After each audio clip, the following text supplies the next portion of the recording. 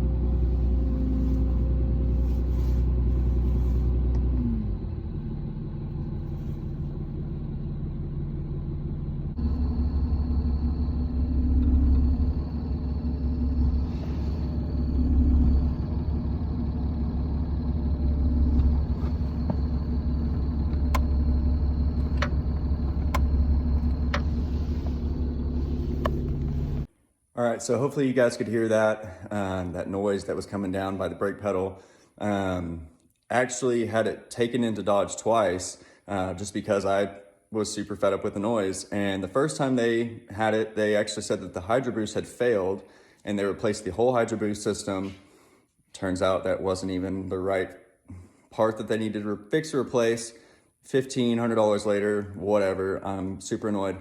Get the truck back, and still making the noise. I take it back into Dodge a couple weeks later, and they apparently test drove 3 other vehicles, same year, make, and model, and they all had the same exact noise. And they ended up telling me that there's no issues with my truck, that these are factory noises from Cummins or Dodge, whatever, and that I just have to basically live with the noise. That's not acceptable to me. So we went ahead and figured out what was wrong and fixed the part. All right, so here is the line. This is your power steering hose hydroboost to your pump right here.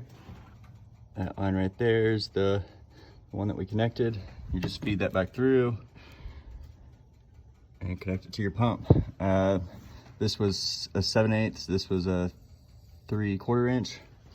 The bolt down there is a 17 millimeter bolt. Note for installing, I went ahead and fed it through and threaded this on just a little bit, just to keep it in place. It actually caused more problems for me because the hose kind of was twisted a little bit. So I unthreaded it, went ahead and connected my banjo bolt and all that down there to the pump. That actually helped me a ton, just getting the bolt in there seated and threaded on there properly. That was actually quite a bit of a challenge because they don't give you very much room to work with. Below, I think that's the gearbox below that, but you really don't have a lot of room to work with that. All right, and this is the underside. So there's the bolt that I replaced with the line. As I was saying, they don't really give you that much room. I'm gonna try and feed my phone back there. They don't really give you that much room to get a nut, a wrench, I mean, really anything to make it work. I mean, I just barely got a breaker bar in there with a 17 millimeter bolt on there, and you know, that was quite a bit of struggle.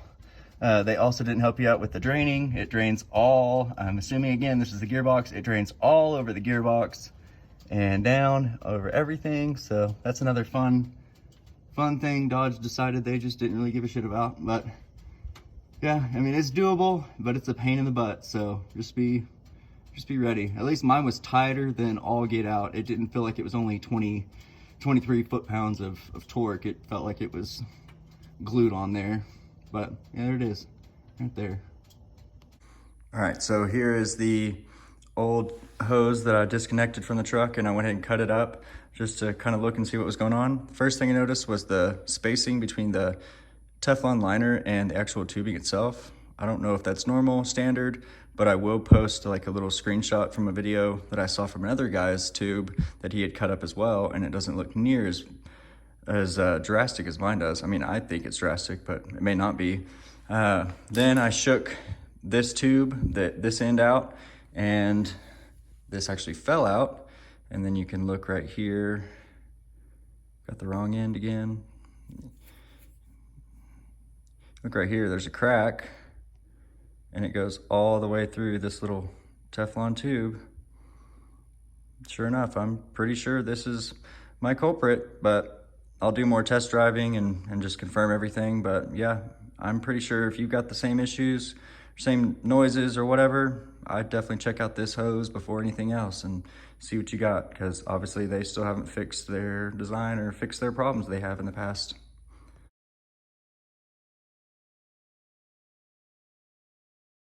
All right, and I'm gonna wrap this up with this. So this is what I ended up refilling the power steering reservoir with. And I really only used about half of a quart. When I first filled it up, and when you probably first filled it up, I would go maybe past the max line, because when I first started it and rotated the steering wheel left and right, it sucked that reservoir tank like dry. And then I had to refill that reservoir tank again to the maximum. After that, I didn't have to really fill anything else. I am just kind of gonna let it do its thing and bleed out on its own as I drive it more and refill it as I need to. But other than that, should be all good.